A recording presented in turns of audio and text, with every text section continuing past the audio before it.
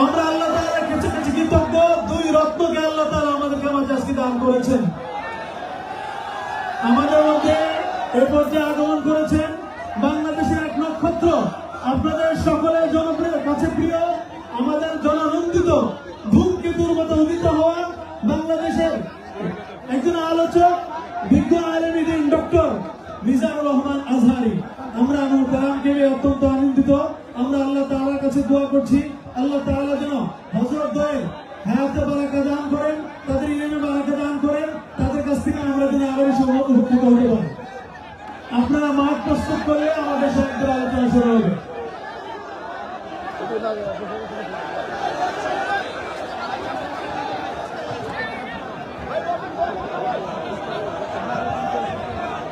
বসে যান, বসে গেলে আলোচনা শুরু হবে। বসেন বসেন বসেন বসেন বসে যান।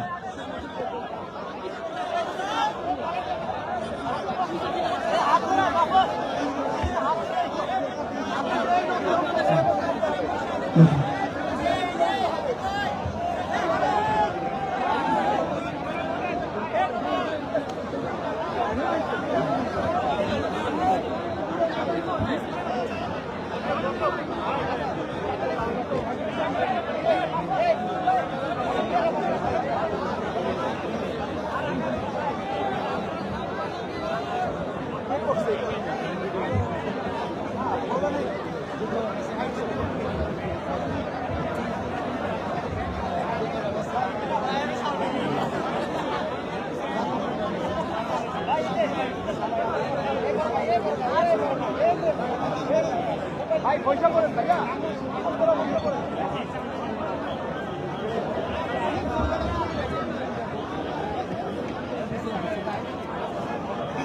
ও ভাই লাইভ দিছে।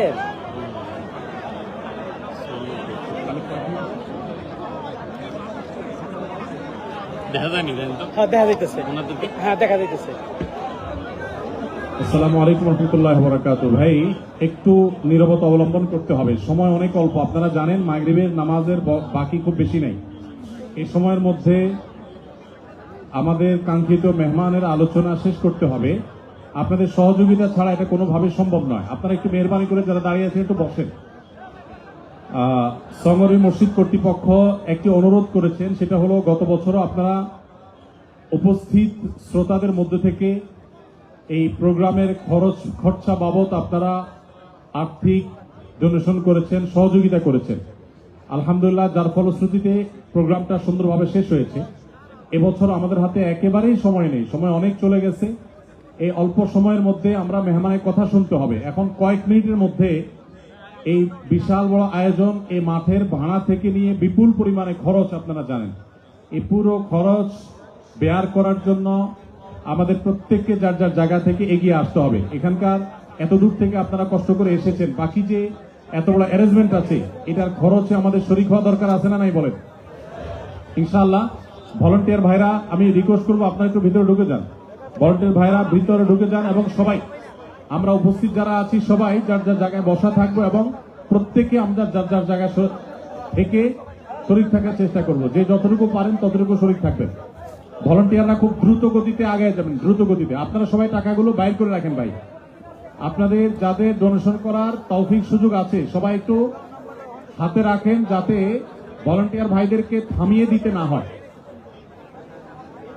খুব অল্প সময়ের মধ্যেই কালেকশনের একটা পর্যায়ে গেলে ইনশাআল্লাহ মেহমান আলোচনা শুরু করবেন। আমি অনুরোধ করব যে আপনারা সবাই যার যার জায়গায় বসে থেকে আপনারা টাকাটা বের করে রাখেন। আপনাদের যে পরিমাণ ডোনেশন করবেন সেটা বের করে রাখেন, যাতে করে এখানকার এই বড় আয়োজন এটি বেয়ার করার জন্য যে পরিমাণ অর্থের প্রয়োজন হয় যাতে কোনো ড্যামারেজ রাখতে না হয়, যাতে মসজিদের ফান্ড থেকে কোনো টাকা দিতে না হয়, সেজন্য আপনাদের সবাই সহযোগিতা প্রয়োজন।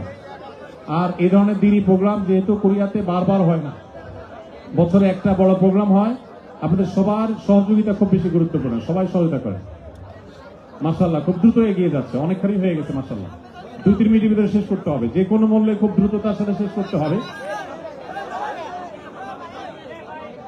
যারা অ্যাকাউন্টে ট্রান্সফার করতে চাচ্ছেন তাদের উদ্দেশ্যে ইমাম সাহেব বা আমাদের সভাপতি সাহেবকে বলবো যে অ্যাকাউন্ট নাম্বারটা, মসজিদের অ্যাকাউন্ট নাম্বারটা জানিয়ে রাখেন, যাতে করে অনেকে অ্যাকাউন্টে দিতে চান তারা যেন দিতে পারেন। আর যদি স্ক্রিনে দেখাতে পারেন তাহলে সবচেয়ে ভালো হয়। স্ক্রিনে যদি অ্যাকাউন্ট নাম্বার দেখানো যায় সবচেয়ে ভালো হয়।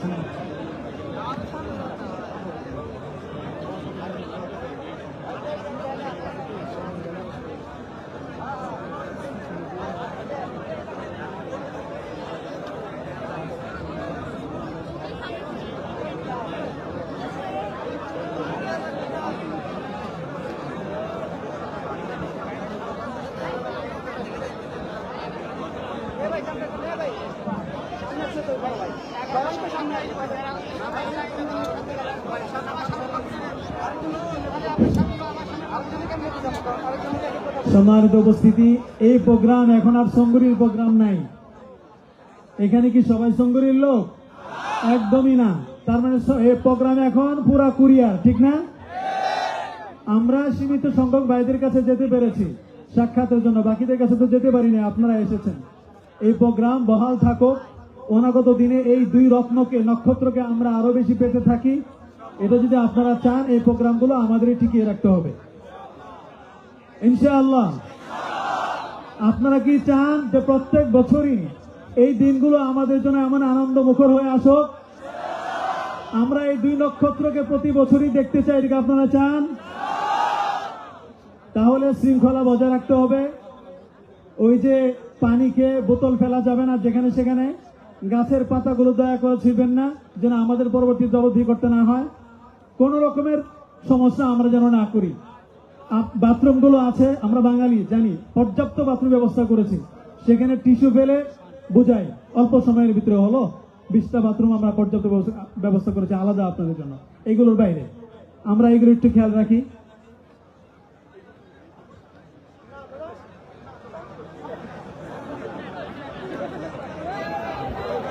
আপনারা আপনাদের কাজ শেষ করে দিলে আমরা আমাদের কাজটা শুরু করতে পারি। গত বছর আপনাদের আলোচনা শুনে মন ভরে নাই। এই বছরও আলোচনা শুনে যদি তাড়াহুড়া করি আমরা, তাহলে কি মন ভরবে? আমরা কি আধা ঘন্টা পরে ছেড়ে দিব না 35 মিনিট পরে? 1 ঘন্টা? মাত্র 1 ঘন্টা? 2 ঘন্টা? 2 ঘন্টা? 3 ঘন্টা? এসা পড়বেন, ঠিক আছে? অসুবিধা আছে? যাদের যাওয়া অসুবিধা, সঙ্গুরি মসজিদ ফ্রি। 3য় তলা, 4র্থ তলা, 5ম তলা সব মেহমানদের জন্য প্রস্তুত। যারা দূরে, কোনো অসুবিধা নাই।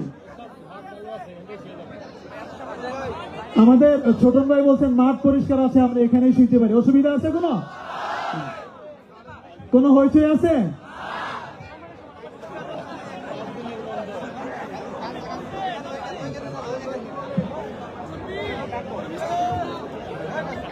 আপনারা ভলান্টিয়ারদের সঙ্গে আপনাদের মহামালা শেষ করলে ওনারা আমাদেরকে সিগন্যাল দিলে আমরা আমাদের কাজ শুরু করতে পারি।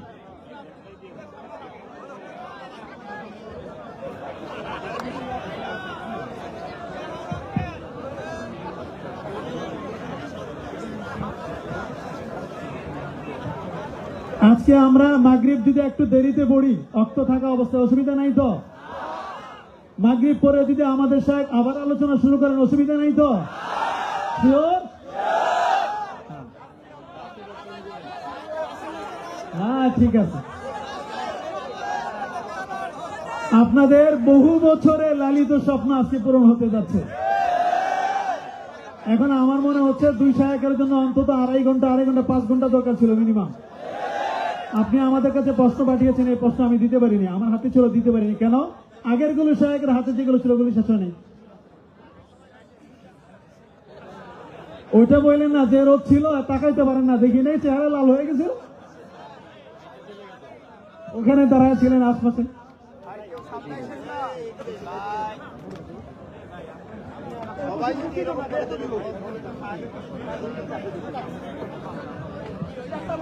আসসালামু আলাইকুম ওয়া রাহমাতুল্লাহি ওয়া বারাকাতুহু। প্রিয় ভাইয়েরা, আপনারা কেমন আছেন? সবাই সুস্থ আছেন? ভালো আছেন না? দুপুরের খাবার খেয়েছিলেন? হ্যাঁ, খাইছেন? মাশাআল্লাহ, অনেক কষ্ট হয়ে গেছে আপনাদের। আমি শুনলাম 400 কিলো, 500 কিলো, 600 কিলো দূর থেকে আপনারা আসছেন। 400 কয়টার দিকে আসছেন? ফজরে। এই যে গতকাল আসছে। মাশাআল্লাহ, তাবারাকাল্লাহ। আল্লাহ তাআলা আপনাদের এই ভালোবাসাকে কবুল করুক। প্রিয় ভাইয়েরা, আমি দক্ষিণ কোরিয়ার এই প্রোগ্রামের কথা অনেক শুনেছি এবং আপনারা খুবই সুশৃঙ্খল, খুবই পাংচুয়াল, খুবই ডিসিপ্লিন, এটাও আমি শুনেছি। এবং তারই নমুনা আমি দেখতে পাচ্ছি যে খুব চমৎকার ইউনিভার্সিটির একটা স্টেডিয়ামে হাজার হাজার ইসলাম প্রিয় জনতা একত্রিত হয়েছে, কিন্তু কোনো বিশৃঙ্খলা নেই। আমি আলোচনা শুরু করবার আগে আপনাদেরকে ছোট্ট একটা অনুরোধ রাখবো। তো আমার অনুরোধটা আপনারা রাখতে পারবেন তো? পারবেন? আমি জানি যে সেই দুপুর থেকে আপনারা ছবি তুলতেছেন, ভিডিও করতেছেন, অনেক কষ্ট হয়ে যাচ্ছে আপনাদের। তো আমি চাচ্ছি যে আপনাদের আর কষ্ট না দিই। আপনারা মেহেরবানি করে এই যে মোবাইলগুলো এতক্ষণ ধরে স্মৃতি রাখার জন্য যত ছবি তুলেছেন, ভিডিও করেছেন, লাইভ করেছেন, ফাইন, কিন্তু এখন থেকে আমি দেখতে চাই যে দক্ষিণ কোরিয়ার ভাইরা কতটুকু ডিসিপ্লিন, স্টেজ থেকে যে ইনস্ট্রাকশন আসে সেটা তারা কিভাবে মেনে নেয় দেখি। এই মোবাইলগুলো বন্ধ করে হাতে নয়, পকেটে। মোবাইল বন্ধ করে হাতে নয়, পকেটে, মেহেরবানি করে। অফিসিয়াল, জি শুনুন, এদিকে তাকান। অফিসিয়াল ক্যামেরাম্যান ছাড়া এবং এই প্রোগ্রাম থেকে যে ভলান্টিয়ার ভাইরা আছে, সাংবাদিক বন্ধুরা ছাড়া মেহেরবানি করে কেউ এই মোবাইলটা বের করবেন না। কারণ আপনারা শায়েককে আর কবে পাবেন বলেন? এই যে আমাদের যে দেখা হচ্ছে, এটা তো আল্লাহর বিশেষ মেহেরবানি। আর জ্ঞান আসে এরকম 1 to 1, ব্রেইন টু ব্রেইন, সিনা বা সিনা, সাদার বা সাদার। ভিডিও থেকে, মোবাইল থেকে এলেম আসে না। তো আপনি লাইভ করবেন, কমেন্টস করবেন, হোয়াটসঅ্যাপ গ্রুপে ভিডিও শেয়ার দিবেন, আরেকজনের মাথার উপর দিয়ে এরকম করবেন, খুবই বিশৃঙ্খলা হবে। মালয়েশিয়াতে আমরা যে প্রোগ্রামগুলোতে জয়েন করি, আপনি দেখবেন আমার ভেরিফাইড যে ইউটিউব চ্যানেল, ওখানে আমরা যখন আলোচনাগুলো শেয়ার দেই, দেখবেন যে একটা শ্রোতাও হাতে মোবাইল নিয়ে বসে থাকে না। সবাই খরগোশের কানের মতো কানগুলোকে খাড়া করে চাতক পাখির মতো স্টেজের দিকে তাকিয়ে থাকে। আমরা তাদেরকে ওইভাবে ট্রেন আপ করেছি, গ্রুমিং করেছি, ইনস্ট্রাকশন দিয়েছি। তো এই যে আজকে আপনাদের প্রোগ্রাম, শায়েক এসে ধন্য করেছেন, এই প্রোগ্রাম গোটা বিশ্বে বাংলা ভাষাভাষী, from north two south, from east two West, the entire globe, সবাই শুনবে এই আলোচনা। তো যদি দেখে যে একজন উঠতেছেন, একজন দাঁড়ায় আছেন, ওই যে আরেকজন দায়িত্ব নিয়ে ভিডিও করতেছে এখানে, আপনি যতবার মোবাইল বের করবেন ঠিক ততবারই আমি আপনাকে থামাবো। 6:45-এ মাগরিবের সালাত, তো মাত্র 45 minutes in our hand, 45 minute. এর মধ্যে যদি বারবার মোবাইল বের করে এরকম ডিস্টার্ব করেন, আমি কিন্তু বারবার থামাবো। কারো হাতে মোবাইল থাকবে না। আপনার পাশে যদি কোনো ভাই মোবাইল ধরে রাখে, বলবেন ভাই মেহেরবানি করে পকেটে। মোবাইল থাকবে কই? হয় না, একসাথে আওয়াজ করে বলেন, মোবাইল কোথায় রেখেছেন? পকেটে রেখেছেন? জি, পকেটে। Mobile should be in pocket. জি, মাশাআল্লাহ, আলহামদুলিল্লাহ। এই তো, খুবই সুশৃঙ্খল। এই 45 মিনিট যদি বারবার আপনাদেরকে থামাতে ইনস্ট্রাকশন দিতে আপনারা নষ্ট করেন, আপনারা মাহরুম হবেন। আমি একটা টপিক নিয়ে কথা বলতে এসেছি, আপনারা যদি এভাবে মোবাইল ধরে রাখেন তাহলে ডিস্টার্ব হবে। মোবাইল বন্ধ, কারো মোবাইল চলবে না। Mobile should be in pocket. পকেটে রেখেছেন তো সবাই, না? 15 মিনিট পর আবার আস্তে করে বের করবেন। কারা কারা হাত তোলেন তো? বের করবেন, মোবাইল বের করবেন। আমার দিকে তাকিয়েছেন তো? আচ্ছা, তাহলে আমরা শুরু করি। জি, আমার দিকে তাকান। নাহমাদুহু ওয়া নুসাল্লি আলা রাসূলিহিল কারীম, আম্মা বা'দু, ফাআউযু বিল্লাহি মিনাশ শাইতানির রাজীম, বিসমিল্লাহির রহমানির রহিম। فبما رحمة من الله لنت لهم ولو كنت فظا غليظ القلب لانفضوا من حولك فاعف عنهم واستغفر لهم وشاورهم في الأمر فإذا عزمت فتوكل على الله إن الله يحب المتوكلين صدق الله العظيم رب اشرح لي صدري ويسر لي أمري واحلل عقدة من لساني يفقه قولي কোরিয়া মুসলিম ফেডারেশনের আওতাধীন সং উরি জামি মসজিদের আয়োজনে বেজিং ইউনিভার্সিটি স্টেডিয়ামে আজকের আয়োজিত এ দ্বিতীয় বার্ষিক ইসলামী মহাসম্মেলনে আপনারা যারাই উপস্থিত হয়েছেন আপনাদের সবাইকে জানাচ্ছি আন্তরিক শুভেচ্ছা এবং মোবারকবাদ। আহলান ওয়া সাহলান ওয়া মারহাবান বিকুম ফি হাযাল লিকা আত-তাইয়িব আল মুবারক। শুরুতে আমরা আল্লাহ রাব্বুল ইজ্জা ওয়াল জালালের দরবারে শুকরিয়া জ্ঞাপন করছি যে আল্লাহ তাআলা এত চমৎকার একটি পরিবেশে আমাদের প্রিয় মাতৃভূমি বাংলাদেশ থেকে হাজার হাজার কিলোমিটার দূরে দক্ষিণ কোরিয়ার এই ইউনিভার্সিটির এই স্টেডিয়ামে কিছুদিনই কথা শুনবার জন্য আমাদেরকে আসার বসার সুযোগ করে দিয়েছেন। আমরা সবাই পড়ে নিচ্ছি কালিমাতুশ শুকর আলহামদুলিল্লাহ।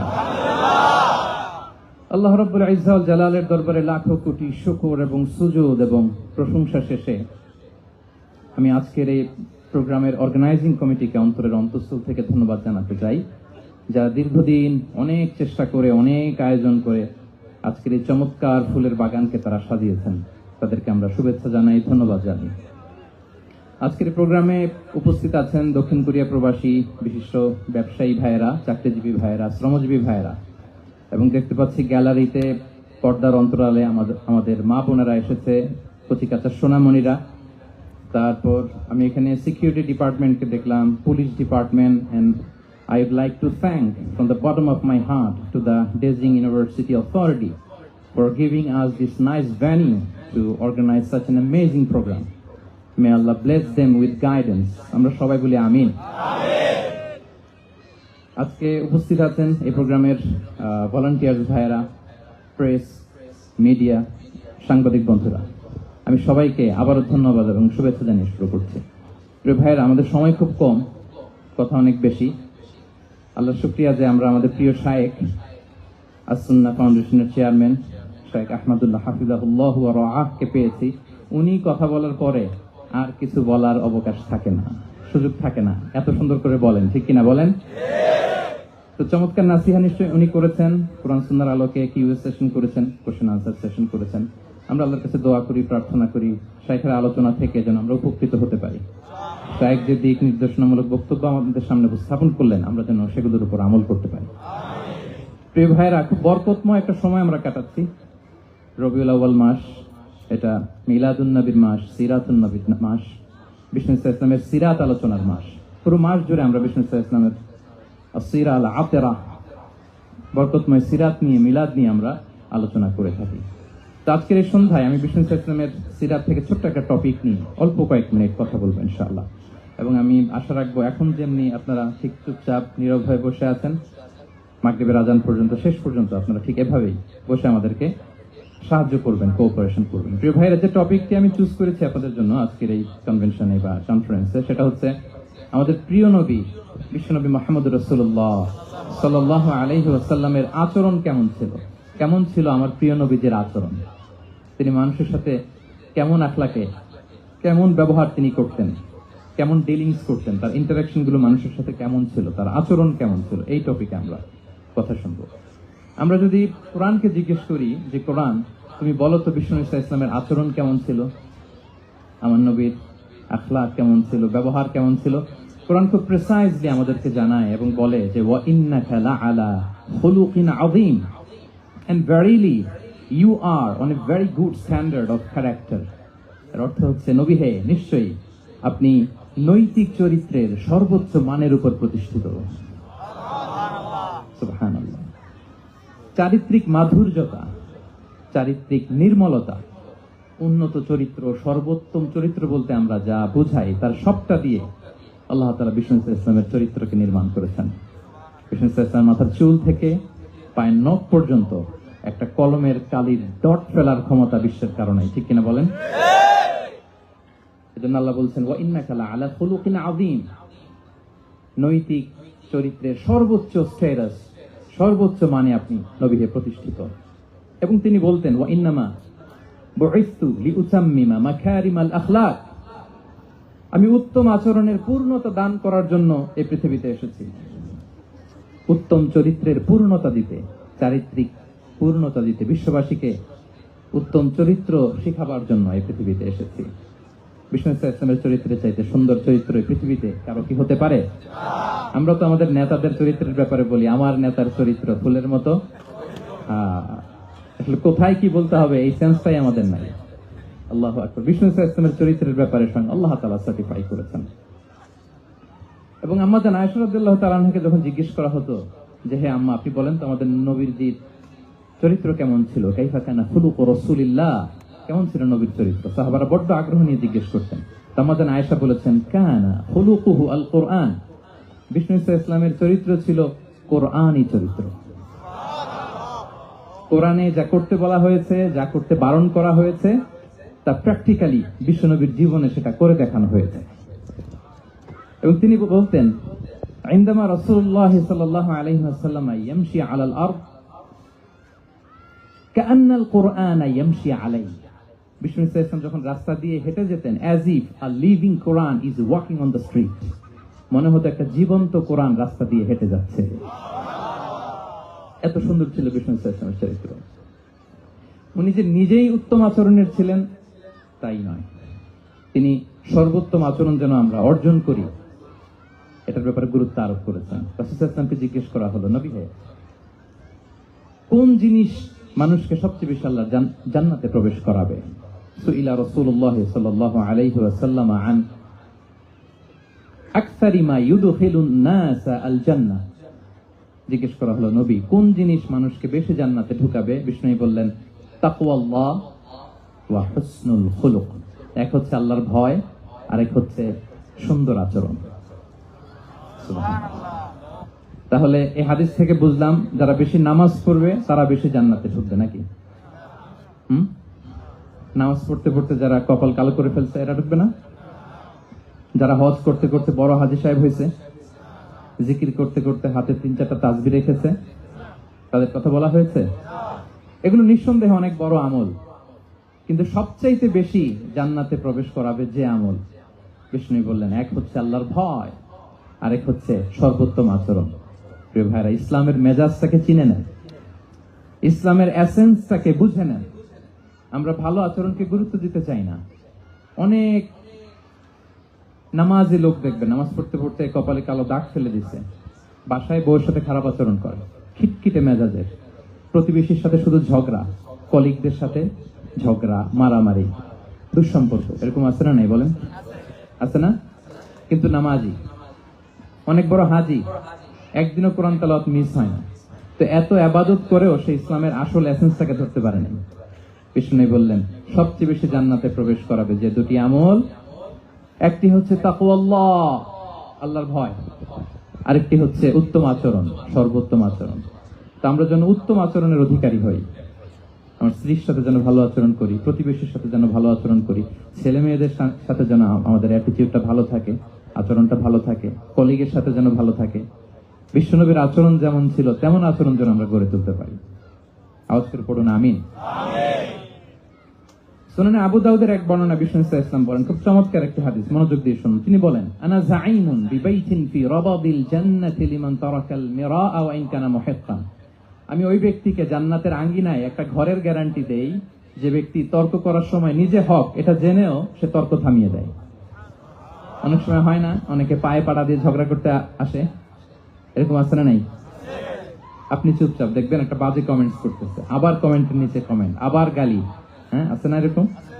বিষ্ণু বলেন নিজে হক এটা জানার পরেও আর যাতে তর্ক না বাড়ে, যে তর্ক থামিয়ে দেয় জান্নাতের আঙ্গিনায়, তাকে আমি একটা ঘরের গ্যারান্টি দেই।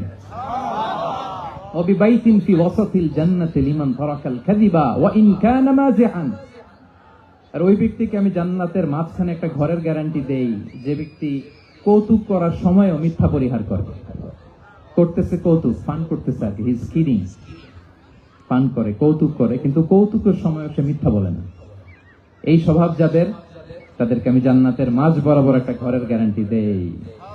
এরপর বিষ্ণু কি বলে দেখেন, তিনি বলেন ওয়াবিবাইতিন ফি আ'লাল জান্নাতি লিমান হাসানা খুলুকাহ, আর জান্নাতের একেবারে হাই স্পিক অফ প্যারাডাইস, জান্নাতের সর্বোচ্চ স্তরে আমি একটা ঘর বা একটা বাসভবনের গ্যারান্টি ওই ব্যক্তিকে দেই যে তার আচরণটা সুন্দর করেছে,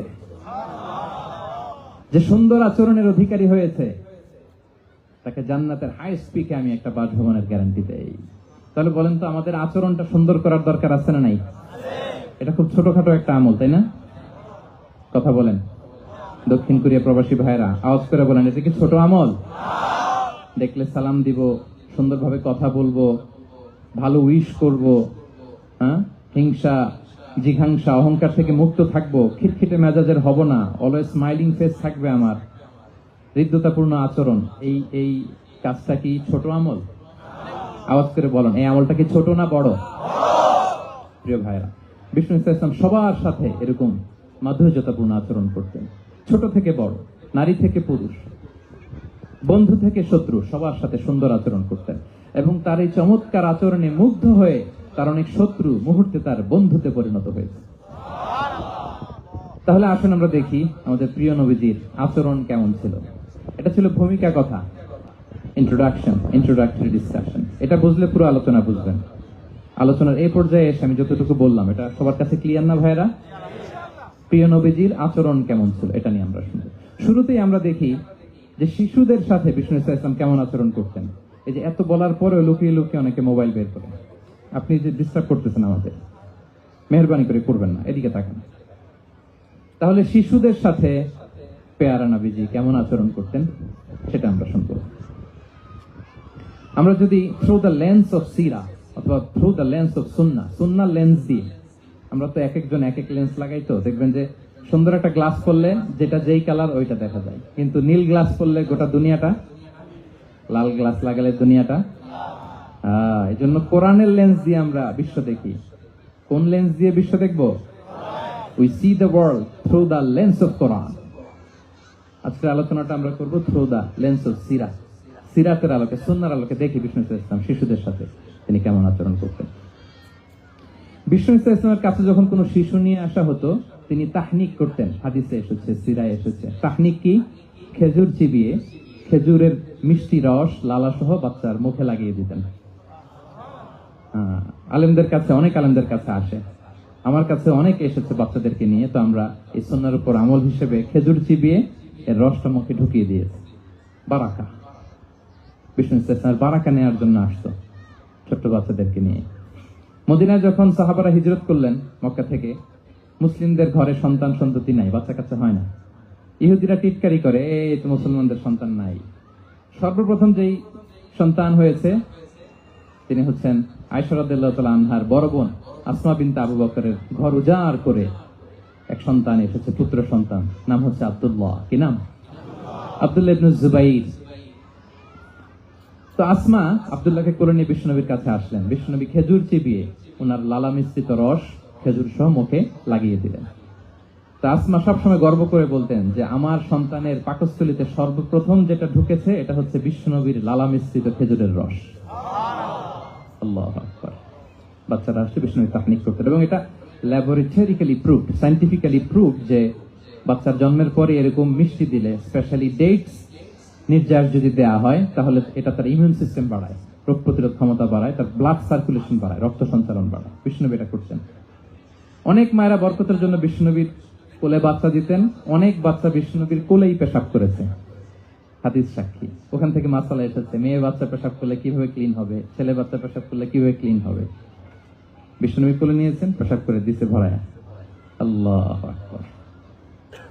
বাচ্চাদের মাথায় তিনি হাত বুলিয়ে দিতেন। যেই বাচ্চার মাথায় বিষ্ণুনবী হাত বুলাতেন ওই বাচ্চার মাথায় খুব বেশি বেশি চুল গজাতো। সুবহানাল্লাহ পড়বেন না?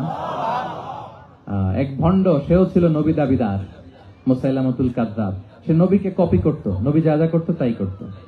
তো সেও তার এলাকায় অনেক বাচ্চাদের মাথায় হাত বুলাই দিতে শুরু করলো যে মুহাম্মদ বাচ্চার মাথায় হাত বুলালে বাচ্চার মাথায় চুল বড় হয়, আমিও তাই করবো। সে বলতো আমিও নবী।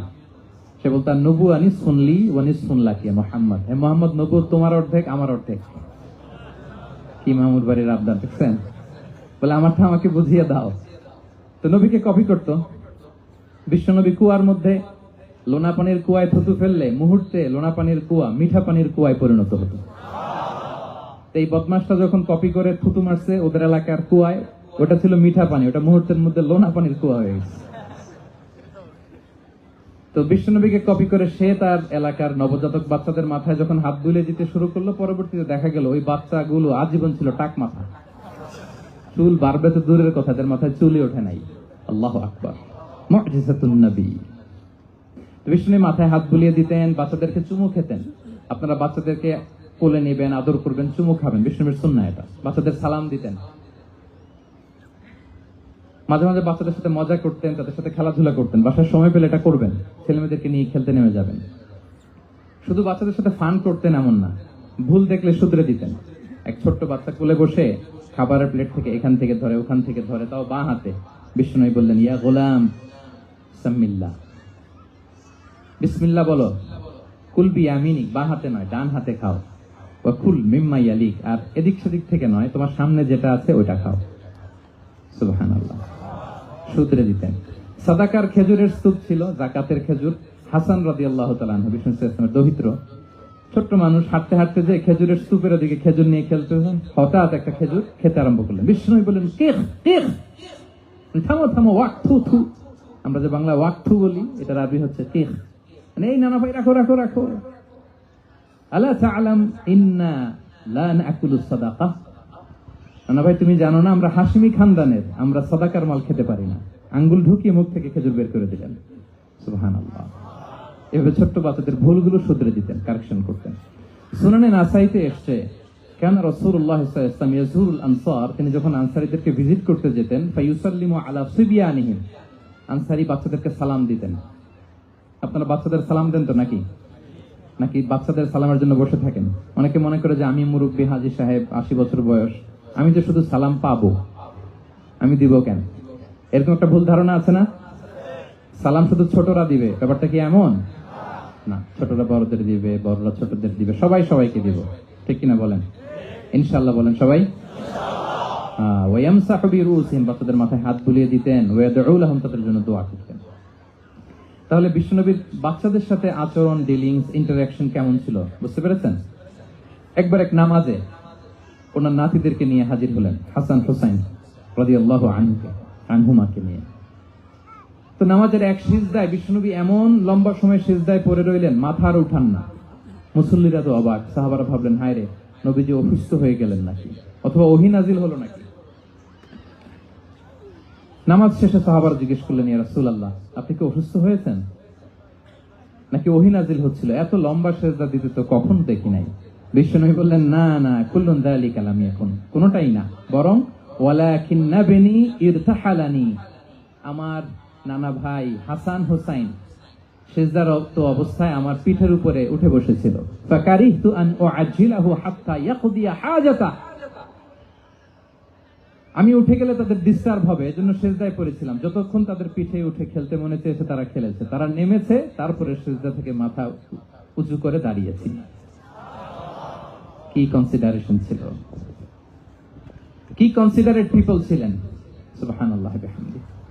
তো আমরা কাঁধে নিয়ে খেলবো তো দূরের কথা, আমরা অনেকে বাচ্চাদেরকে মসজিদে দেখলেই রেগে যাই, আছে না নাই? অনেক মুরব্বীরা আছে মসজিদে বাচ্চা দেখতে পারে না, দেখবেন, হ্যাঁ, খিটখিটে মেজাজের হয়ে যায়, রিঅ্যাক্ট করে। আলহামদুলিল্লাহ গত অনেক বছর ধরে বাংলাদেশে এটা নিয়ে আমরা কন্টিনিউয়াসলি বলেছি যে না, শিশুদেরকে আপনারা মসজিদে আসলে ধমক দিবেন না, ভুল করলে, আওয়াজ করলে, চিৎকার করলে তাদেরকে বকা দেওয়া যাবে? বলেন।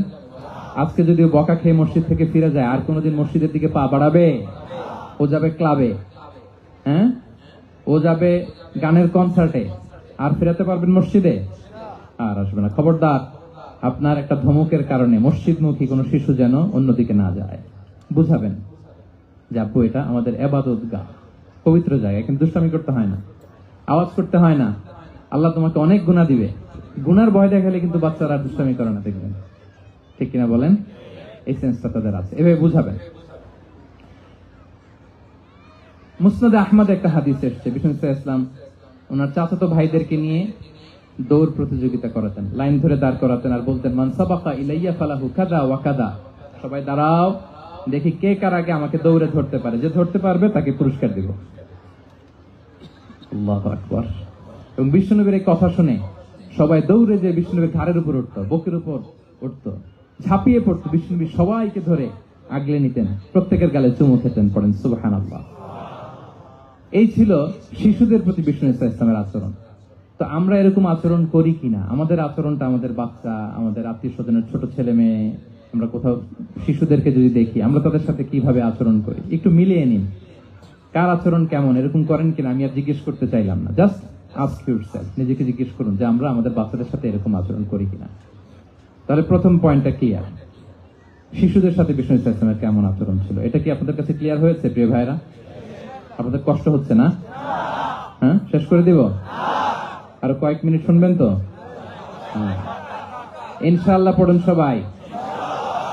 আচ্ছা, শিশুদের পার্ট শেষ, এবার দেখি বয়স্কদের সাথে, অ্যাডাল্টদের সাথে বিষ্ণু ইসলামের আচরণ কেমন ছিল, বড়দের সাথে কেমন আচরণ করতেন আমরা আসুন দেখি। সাহাবারা তো সবচাইতে বেশি বিশ্বনবীর সঙ্গ পেয়েছেন, তাই না? বিশ্বনবীর সবচাইতে বেশি সঙ্গ পেয়েছেন কারা? আওয়াজ করে বলুন, ক্লাসের মতো কারা? সাহাবারা সবচাইতে বেশি সঙ্গ পেয়েছেন। তাদের সাথে কেমন আচরণ ছিল? যে আয়াতটি দিয়ে আমি শুরু করেছি, আল্লাহ বলেছেন ফাবিমা রাহমাতিন মিনাল্লাহি লিনতা লাহুম ওয়ালাউ কুনতা ফাযযান গালিযাল কলবি লানফাদ্দু মিন হাওলিক। সাহাবারা বিশ্বনবীর এত ভালোবাসা পেয়েছেন, এত সুন্দর আচরণ পেয়েছেন, তারা বিশ্বনবীকে সবসময় আগলে রাখতে চাইতেন, ঘিরে থাকতে চাইতেন, তার সঙ্গ ছাড়তে চাইতেন না। পড়ুন সুবহানাল্লাহ। সবসময় ঘিরে রাখতে চাইতেন। বাসায় ভাল লাগে না, বিশ্বনবীর কাছে চলে যেতেন।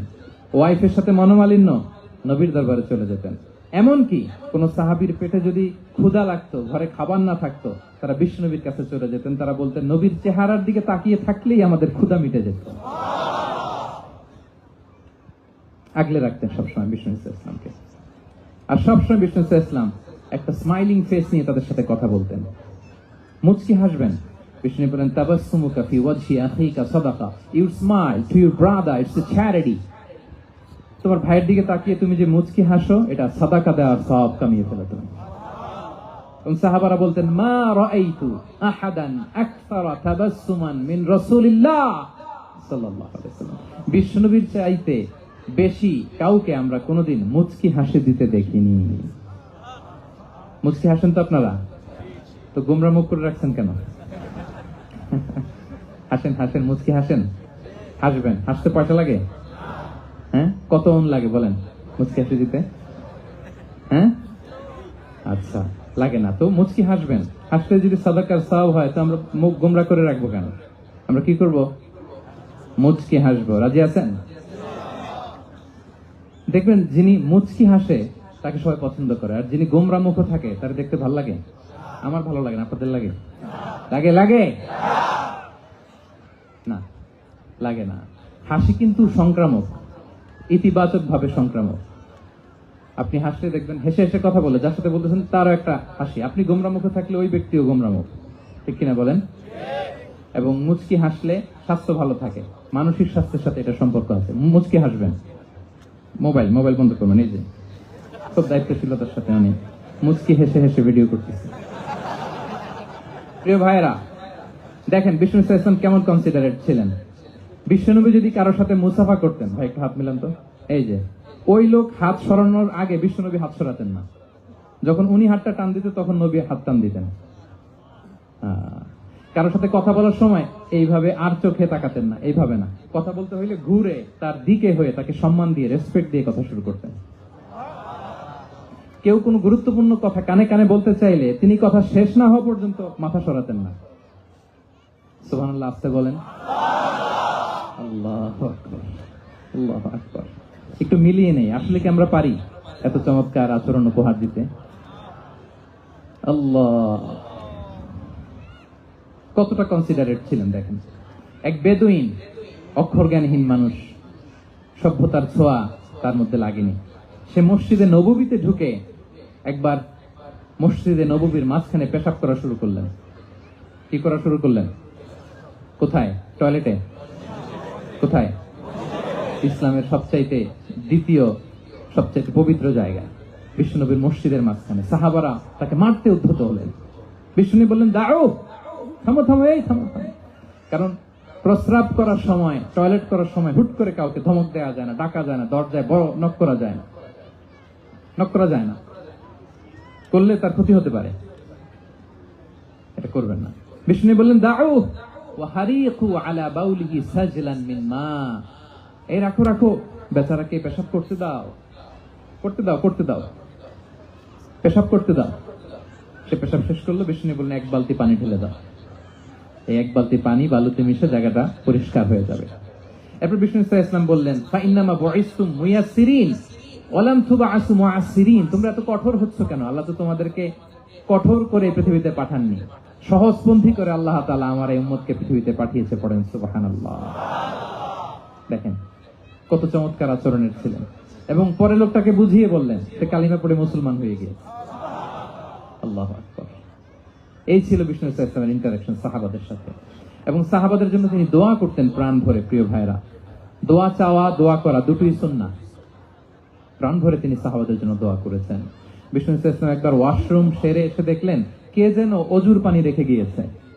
জিজ্ঞেস করলেন কে রেখেছে? বলা হলো আব্দুল্লাহ ইবনে আব্বাস রেখে, ছোট্ট আব্দুল্লাহ। বিষ্ণু সাল্লাল্লাহু আলাইহি ওয়াসাল্লাম খুশি হয়ে গেলেন, হায় রে, সে কিভাবে খেয়াল করলো আমি এখন ওয়াশরুম থেকে আসলেই তো আমার অজুর পানি লাগবে। খুশি হয়ে একটা দোয়া করলেন তার জন্য। তিনি বললেন আল্লাহুম্মা ফাক্কিহহু ফিদ্দীন ওয়া আল্লিমহু তা'ওয়িল, মানে হে আল্লাহ, আপনি তাকে দ্বীনের জ্ঞান দেন এবং কোরআনের ব্যাখ্যা তারে শিক্ষা দেন। বিশ্বনবীর এই দোয়া এমন ভাবে কবুল হয়েছে, এই আব্দুল্লাহ ইবনে আব্বাস যত মুফাসসির পৃথিবীতে আসবে সকল মুফাসসিরদের সম্রাট হিসেবে আল্লাহ তাকে কবুল করেছেন। বিশ্বনবীর দোয়া তারা পেয়েছেন।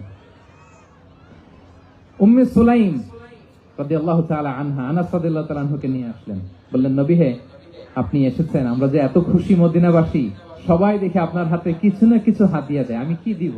কিছু দেয়ার নাই, কিছু দেয়ার নাই, আমি গরিব মানুষ, আমি আমার নাট ছেঁড়া ধন, কলিজার টুকরা আনাস, আমার শিশু সন্তানটারাই আপনারে হাদিয়া দিয়ে দিলাম। খোয়াই দিমুকা আনাস, নবী হে, সে আপনার ছোট্ট খাদেম হবে, আপনার কাজ করে দিবে। উদু আল্লাহ আলাহ, আপনি তার জন্য একটা দোয়া করেন। বিষ্ণু দোয়া করলেন, কি দোয়া করলেন? আল্লাহুম্মা আকফির মালাহু ওয়া ওয়ালাদা, আল্লাহ আনাসের সম্পদও বাড়ায় দাও, ওয়া ওয়ালাদা, তার সন্তানও বাড়ায় দাও। দেখেন এই দোয়ার কি বরকত। এই দোয়ার বরকতে আনাস বলে মদিনাতে যত খেজুর বাগান ছিল সবগুলো খেজুর বাগানে বছরে খেজুর হতো একবার, কিন্তু নবীর দোয়ার বরকতে আমি আনাসের বাগানে খেজুর হতো বছরে 2 বার। আর ওনার সর্বসাকুল্যে ছেলে মেয়ে ছিল, কোন বর্ণনায় 78 জন, কোন বর্ণনায় 80 জন। আমাদের পুরো বংশে আছে 80 জন, কথা বলেন। আপনার পুরো গোষ্ঠীতে 80 জন আছে। ওনার শুধু ছেলে মেয়ে, একজনের ছেলে মেয়ে কয়জন?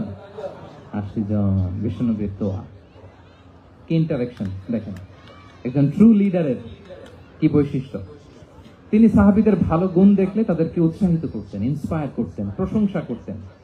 আবু মুসা আল-আশআরী রাদিয়াল্লাহু তাআলা আনহু, তিনি রাত জেগে চমৎকার কণ্ঠে তেলাওয়াত করতেন। একদিন তার ঘরের পাশ দিয়ে বিষ্ণুনবী যাচ্ছিলেন, পরের দিন বললেন, আবু মুসা, আমি কিন্তু তোমার কণ্ঠ শুনেছি, বড় সুরেলা গলা তোমার। লাকাত উতিতা মিজমারান মিন মাজামিরি আলি দাউদ, দাউদ নবীর গলায় আল্লাহ যে সুরের ঝংকার দিয়েছেন, এই উম্মতের মধ্যে আল্লাহ তোমার গলায় সেই সুরের লহরী ঢেলে দিয়েছেন।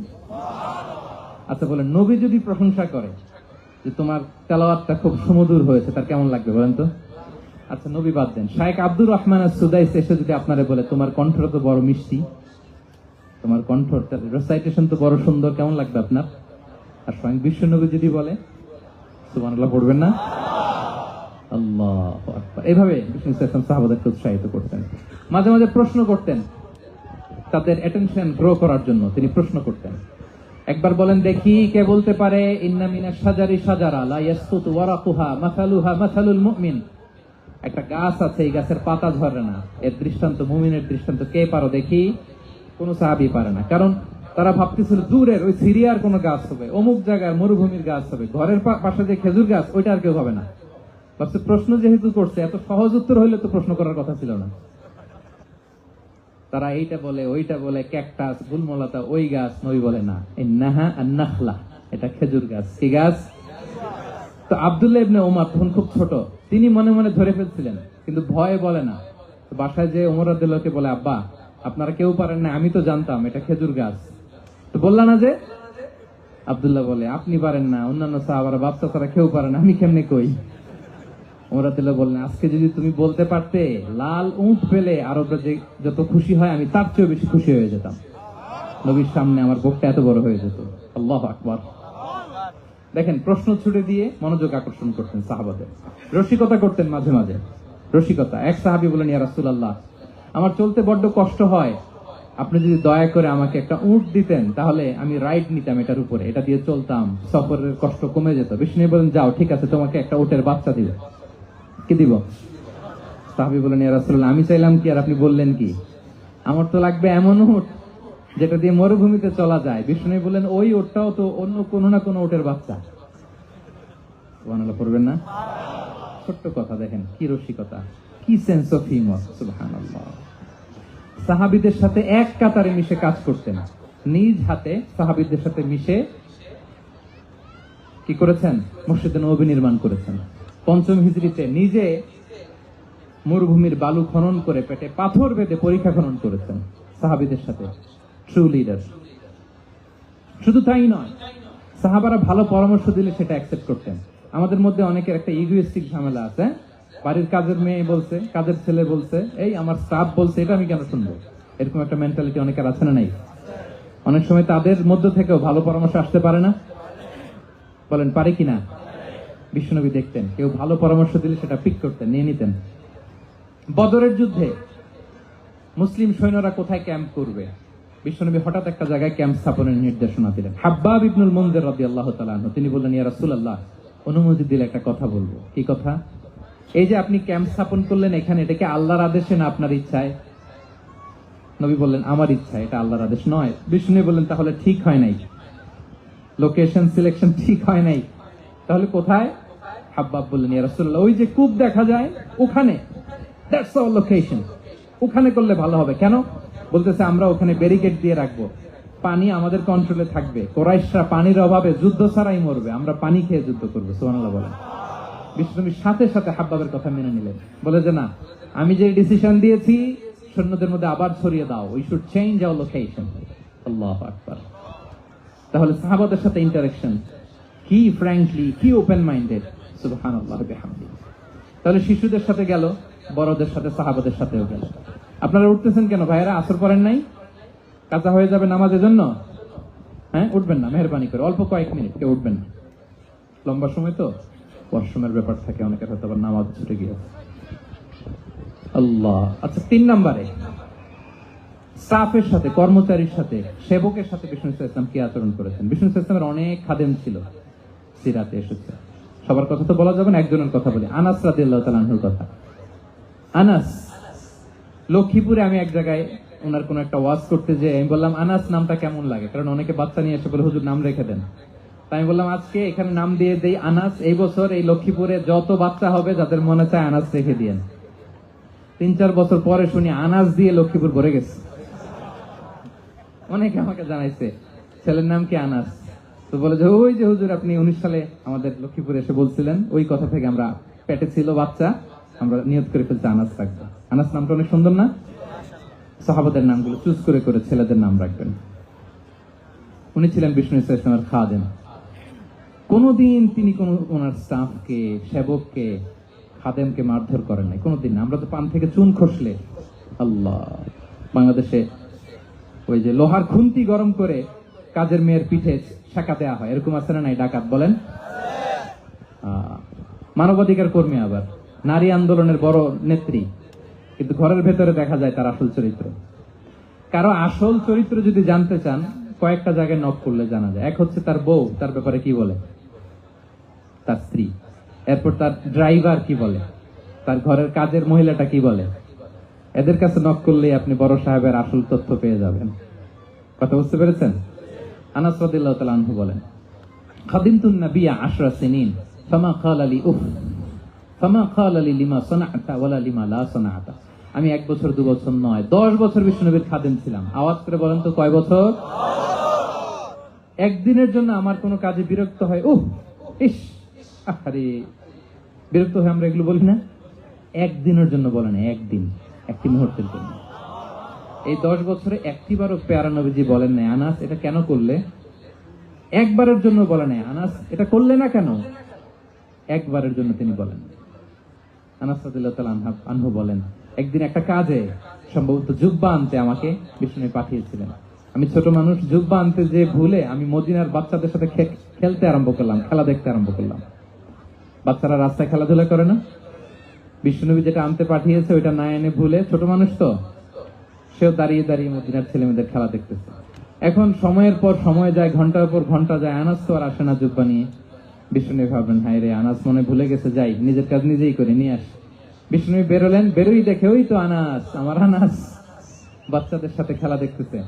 আমরা হইলে কি করতাম? আমরা হইলে কি মাইর, ওই যে ডাইরেক্ট মাইর।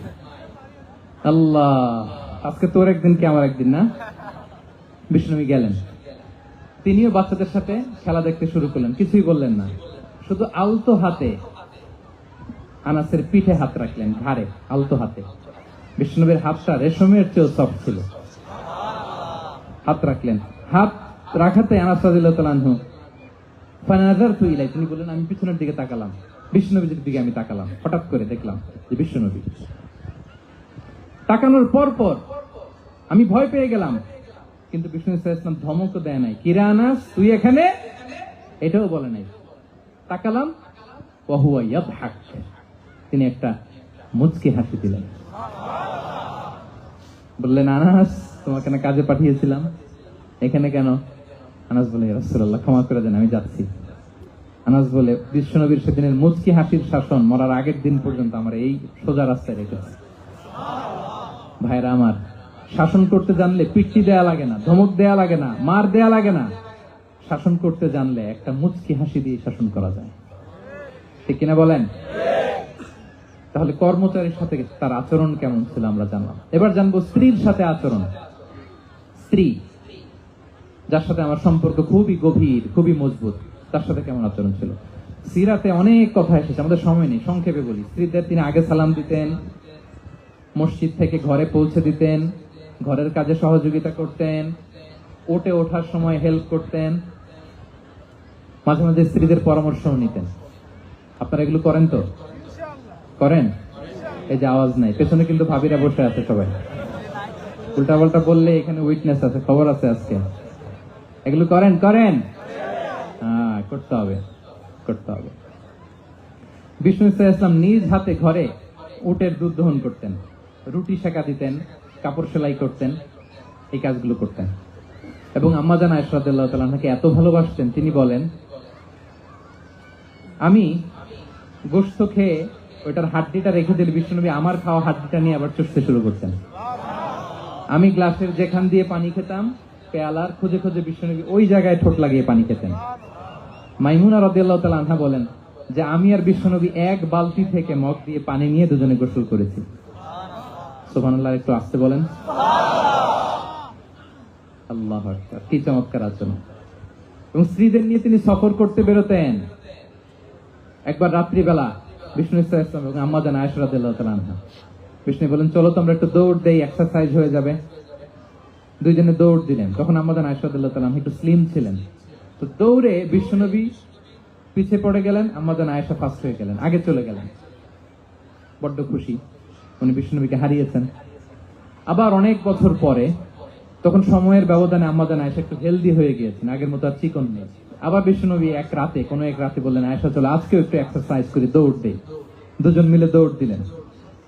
আজকে বিশ্বনবী আর আম্মা জান আয়েশাকে চান্স দেন নাই, তিনি জোরে দৌড়ে আম্মা জান আয়েশাকে রানার আপ করে দিলেন, উনি ফার্স্ট হয়ে গেলেন। এরপর কি বললেন জানেন? সুনান আবু দাউদের হাদিস, তিনি বললেন, ইয়া আয়েশা হাদিহি বিতিলকা সাবকা। দেখেন, বিশ্বনবী মনে রাখছেন, নোটে রাখছেন। বিষ্ণু বলেন, আয়েশা ওই যে এত বছর আগে কোন এক রাতে মরুভূমিতে দৌড়ে আমাকে হারাইছিলা, আজকে ওইটার বদলা নিয়ে নিলাম। তিলকা সাবকা, ওইটার বিনিময়ে এটা। ওই দিন তুমি জিতছিলা, আজকে তোমার উপর আমি জিতে গেলাম। আল্লাহু আকবার। কি হৃদ্যতা ছিল, কি সম্পর্ক ছিল না স্ত্রীর সাথে। তাই বলে মনে করবেন না যে কোনো মনোমালিন্য হতো না, হতো। মানবিক যে ব্যাপারগুলো, মাঝে মাঝে একটু ছোটখাটো মিষ্টি ঝগড়া, একটু মনোমালিন্য, এটাও হতো। এবং বিশ্বনবী এটাও টের পেতেন। তিনি বলতেন, আয়েশা ইন্নী লা আ'লামু ইদা কুনতি আলাইয়া গাদবা ওয়া ইদা কুনতি আলাইয়া রাদিয়া। আয়েশা, কখন তুমি আমার উপর রেগে থাকো আর কখন খুশি থাকো, সবটাই কিন্তু আমি টের পাই। আম্মা জান আয়েশা অবাক হলেন, কি করে টের পান? বিশ্বনবী বলেন, যখন তুমি আমার উপর খুশি থাকো তখন দোয়ার সময় বলো লা ওয়া রাব্বি মুহাম্মদ, তুমি বলো হে মুহাম্মদের রব আল্লাহ। মদিনার উপর রহম করেন, আমাদেরকে ক্ষমা করেন। হে মোহাম্মদের রব, আমাদের ক্ষমা করেন। এইভাবে দোয়া করো। আর যখন তুমি রেগে থাকো তখন আমার নামটা মুখ দিয়ে নিতে চাও না, তখন তুমি দোয়াতে বলো লা ওয়া রব্বি ইব্রাহিম, হে ইব্রাহিমের আল্লাহ, হে ইব্রাহিম নবীর খোদা, আমাদের মাফ করো। তখন তুমি আমার নাম নাও না, কৌশলে আমার নামটা বাদ দাও। আমাদের আয়েশা বলেন, ইয়া রাসূলুল্লাহ মা আহজুর ইল্লা ইসমাক, নবী হে, আমি তো আপনার নামটাই শুধু মুখ থেকে বাদ দেই, আমার হৃদয় থেকে তো কখনো আপনারে বাদ দিতে পারি না। এটা ঠিক, তখন রেগে থাকে, আপনার নামটা মুখে নেই না, কিন্তু হৃদয় থেকে তো আপনাকে সরাতে পারি না। সুবহানাল্লাহ।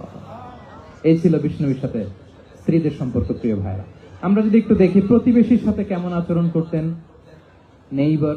বিষ্ণু বলতেন, মান কানা ইউমিনু বিল্লাহি ওয়াল ইয়াউমিল আখিরি ফালইউকরিম দাইফা, যে আল্লাহ বিশ্বাস করে, আখিরাতে বিশ্বাস করে, সে যেন প্রতিবেশীকে সম্মান করে।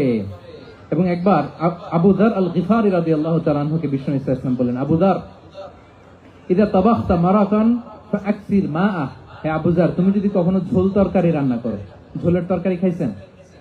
আপনাদের সাউথ কোরিয়াতে তো বিখ্যাত একটা ঝোলের তরকারি আছে, কি নাম যেন, মাছের ম্যাগি বাগা, মেয়ংথাম। আমরা একটা শব্দ শিখছিলাম, কি যেন বলে, খামসা হামনিদা। কয়েকটা শব্দ শিখাই দিচ্ছে ভাইয়েরা আমাকে। তো এই যে নামটা বললাম, ঝোলের মধ্যে ট্যাংরা মাছ, শিং মাছ ঝোল দেয়া একটা তরকারি। তো আবু যার গিফারিকে বিষ্ণু সাল্লাল্লাহু আলাইহি ওয়াসাল্লাম বলেন, ইদা তাবাখতা মারাকান ফাকসির মা, হে আবু যার, কখনো যদি ঝোলের তরকারি রান্না করো, একটু বেশি করে পানি দিও, যাতে করে তোমাদের পাশাপাশি তোমার প্রতিবেশীর সাথে একটু ঝোল শেয়ার করতে পারো।